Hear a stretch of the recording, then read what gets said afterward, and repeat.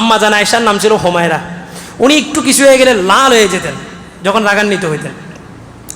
আর ওনাকে এই হুমায়রা শব্দটা বলছে আরবের এক গ্রাম্য ব্যক্তি, দূর থেকে আসে, গ্রাম্য ব্যক্তি, ওরকম একটা শিক্ষা দীক্ষা নাই, কীভাবে কথা বলতে হবে, কালচার সম্পর্কে ওরকম একটা বিজ্ঞ না। আয়েশা দেখে মুহাম্মদ সাল্লাল্লাহু আলাইহি ওয়াসাল্লামের পাশে একটা মেয়ে বসা, তখনও পর্দার আয়াত নাজিল হয়নি, আম্মা জান আয়েশা বসা। তো ওই গ্রাম্য নেতা আর কি, গ্রামের নেতা আয়েশা বলে, মুহাম্মদ ওই মেয়েটাকে দিয়ে দাও, কত টাকা লাগবে বলো, দিয়ে দিব। আল্লাহ রসুল হাসতেছেন, মানে গ্রাম্য ব্যক্তি, ওনাকে আর কি, আর উনি তো মেহমানের সাথে খারাপ আচরণ করা যায় না। তো উনি ভাবছেন যে এটা রাসুলের হয়তো বাদী দাদি, রাসুল যেহেতু বড় নেতা মুসলমানদের, তাহলে হয়তো এটা বাদী হবে, কিন্তু এটা যে রাসুলের বিবাহিত স্ত্রী ওটা তার উনি জানেন না। বলে যে এটা দিয়ে দাও, হ্যাঁ যত টাকা লাগে আমি দিব।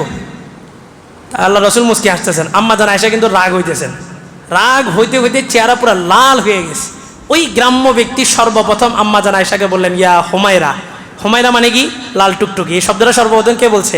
একজন গ্রাম্য ব্যক্তি, তারিখের পাতা এইভাবে আসছে। বললেন যে মোহাম্মদ এটারে দিয়ে দাও, এটার পরিবর্তে 10টা মেয়ে দিব তোমার, সুন্দর সুন্দর, এটা আমারে দিয়ে দাও, এটা আমার লাগে। আম্মা জান আয়েশা রাগ হয়ে গেছেন। পরবর্তীতে আম্মা জান আয়েশাকে বলা হয়েছে হুমায়রা।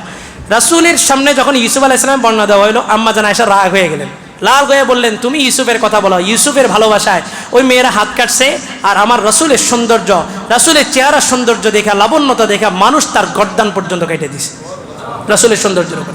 এত সুন্দর ছিলেন। আহসানান নাসি ওয়াজহা,